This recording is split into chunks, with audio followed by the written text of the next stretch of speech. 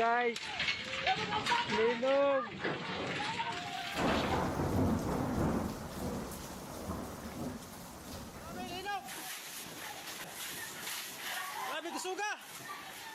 October 10th, 2025. That's when the Earth beneath Davao Oriental decided to tear itself open and remind 120 million Filipinos of a simple, terrifying fact. They live on one of the most violently active pieces of real estate on the planet. A magnitude 7.4 earthquake. This was a 1-2 punch. Twin earthquakes hitting the same region hours apart. Nearly 300 aftershocks, 2 separate tsunami warnings, and a nation scrambling to process why they'd just gotten demolished by the deadliest earthquake sequence in recent memory. Just 10 days after a 6.9 magnitude quake killed 74 people on the island of Cebu. This is Earth's Dark Secrets.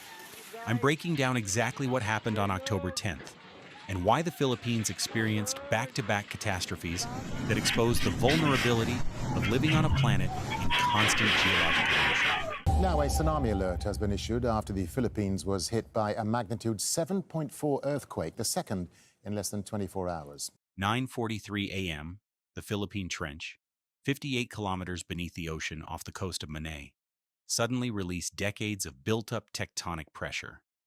The Philippine plate collided with the Pacific plate in a violent, instantaneous rupture. The Earth convulsed, hard, for more than 30 seconds. The epicenter was 24 kilometers east of Manay, but the energy radiating outward reached everything nearby. Davao City's government buildings cracked, concrete walls fractured, hospital walls split down their center, windows exploded outward, ceiling panels crashed to the ground. At City Hall in Tagum, an official event turned into absolute chaos in seconds. People fled. An official named Wes Kasi told international reporters that everyone scattered instantly, unsure if the building would collapse. The Tagum City flyover, a critical piece of highway infrastructure spanning the city, swayed so violently that engineers immediately flagged it for structural concerns. The structure had been designed for earthquakes, but not for this level of intensity. This wasn't just shaking. This was the Earth fundamentally failing. Landslides triggered. Slopes that had been stable for decades suddenly gave way. Roads fractured open. Power lines collapsed. Communication networks went dark across entire municipalities. The fragile infrastructure that connects the Philippines, already vulnerable in rural areas, started cascading failures. At least 7 people dead, over 430 injured. That's 430 people experiencing trauma, physical pain, and the genuine terror of thinking they might die.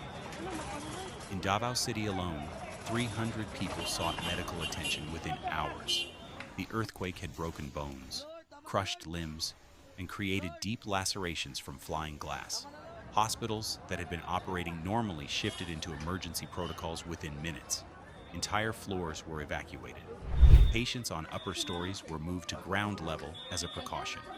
Medical staff treated crush injuries, panic-induced cardiac episodes, and psychological shock in patients who'd never experienced anything like this before. But then something unexpected happened. The government made an immediate decision. They issued tsunami warnings. Within minutes, PHIVOLCS, the Philippine Institute of Volcanology and Seismology, issued tsunami warnings. 7 provinces got alerted. 7. The warnings covered Davao Oriental, Davao de Oro, Surigao del Sur, Leyte, and additional coastal zones facing the Pacific. The Pacific Tsunami Warning Center expanded the alert to include parts of Indonesia and Palau. Tsunami waves could reach up to 3 meters high. That's roughly 10 feet of ocean water moving inland at speeds exceeding 500 miles per hour.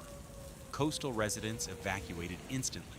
Fishing vessels that had been operating near shore rushed back to port or headed toward deeper water. Beaches cleared.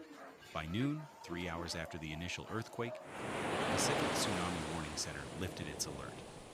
Small waves were detected. Manageable waves. The catastrophic wall of water that warning suggested never materialized. The predicted disaster had been avoided. Residents started breathing again. They didn't know they'd been given a reprieve. They didn't know what was coming next. 7 p.m. local time. The exact same region ruptured again.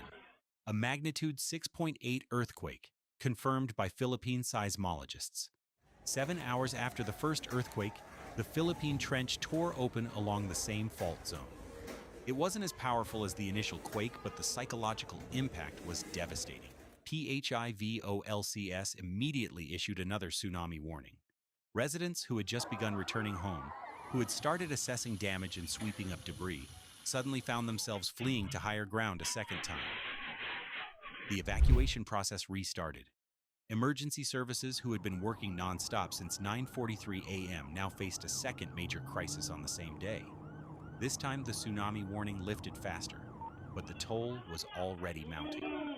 People were exhausted, terrified, traumatized. And then came the real assault, the aftershocks. 299 aftershocks. That's what Five Oaks recorded in the hours following the twin earthquakes. Nearly 300 separate seismic events, each one a reminder that the Earth was still unstable, still dangerous. Some exceeded magnitude 5, strong enough to cause additional damage, strong enough to topple weakened structures, strong enough to trigger new landslides in regions already destabilized by the initial ruptures. Emergency response teams couldn't establish safe evacuation centers when aftershocks kept occurring. They couldn't guarantee that temporary shelters were structurally sound. They couldn't even be certain their own emergency facilities would remain standing. The Philippine military declared red alert across the region. All available resources were activated. Search and rescue teams deployed not just to locate initial casualties, but to respond to whatever new emergencies the aftershocks would trigger next. The part that absolutely nobody is talking about is that this wasn't isolated. 10 days earlier, just 10 days, a magnitude 6.9 earthquake hit the island of Cebu. That earthquake killed 74 people. It was the deadliest earthquake to strike the Philippines in over a decade. More than 20,000 people were displaced. 3 billion pesos, approximately $60 million worth of infrastructure was destroyed. Then, 10 days later, the Davao earthquake happened. When seismologists analyzed the data, they faced a critical question. Were these earthquakes connected? Was Cebu linked to Davao? Were they part of a larger catastrophic pattern? The answer was no. These were independent events on different fault systems, pure brutal coincidence. The Philippines had been hammered by 2 major deadly earthquakes in less than 2 weeks. The Philippines experiences approximately 800 earthquakes per year. That's more than 2 per day, on average. Most are minor, but the risks are there. This isn't an anomaly. This is normal for the Philippines. The Philippines sits on the Pacific Ring of Fire. It's positioned at the convergence of multiple tectonic plates.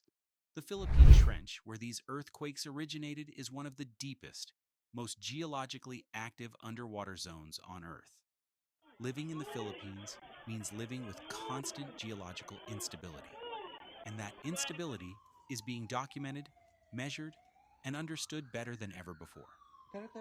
The Philippines experiences frequent earthquakes because of its geological position.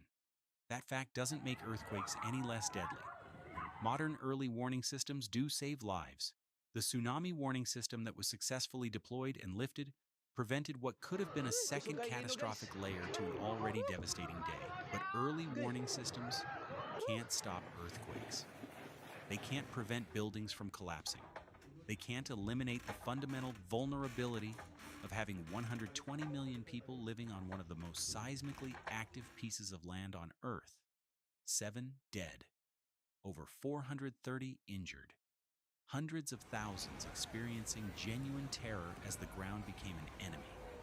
Cracked buildings, damaged hospitals, disrupted communications, landslides, tsunami warnings, nearly 300 aftershocks, making it impossible for people to feel safe in their own homes. All of this happened because of geological forces operating at a scale beyond human control or prevention. We can measure earthquakes. We can predict general zones where they're likely. We can't stop the Philippine Trench from being one of the most dangerous fault lines in Southeast Asia. Thanks for watching Earth's Dark Secrets, where we expose the hidden realities behind our planet's most devastating disasters. If this investigation revealed something the mainstream media won't tell you, please like, comment, and subscribe. Your support helps us uncover the stories that authorities don't want told. Hit the bell so you never miss our in-depth analysis of the disasters that reveal our planet's dark truths.